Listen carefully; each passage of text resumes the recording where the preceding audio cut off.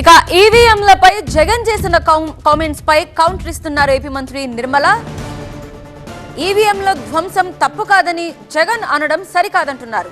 ఎన్నికల commission సుమోటోగా case నమోదు చేయాలంటున్నారు. ఈవీఎంలు పగలగొట్టడం తప్పైతే దాన్ని సమర్థించడం కూడా తప్పే అంటున్నారు. ఓటమి నుంచి జగన్ పాఠాలు నేర్చుకోవాలని, ప్రజలపై నిందలు మోయడం సరికాదని మంత్రి నిమ్మల సూచించారు. ఏదైతే ఈవీఎంని బద్దలు కొట్టడం ఏమి తప్పు కాదని సాక్షాత్తు ఒక మాజీ ముఖ్యమంత్రి మాట్లాడడం చాలా చాలా దురదృష్టకరమైన విషయం. ఇది ఈవీఎంను బద్దలు కొట్టడం అని అంటే ప్రజాస్వామ్యాన్ని బద్దలు కొట్టడం. అటువంటి ప్రజాస్వామ్యాన్ని ఈవీఎంను బద్దలు కొట్టినటువంటి వ్యక్తిని సమర్థించి మాట్లాడడం జగన్మోహన్ రెడ్డి మీద ఈవేళ ఎలక్షన్ కమిషన్ కూడా సుమోటోగా కేసు బుక్ చేయవలసిన అవసరం ఉంది. ఎందుకంటే పిన్నెల రామకృష్ణారెడ్డి మీద కేసు నమోదు చేసింది ఈసీ.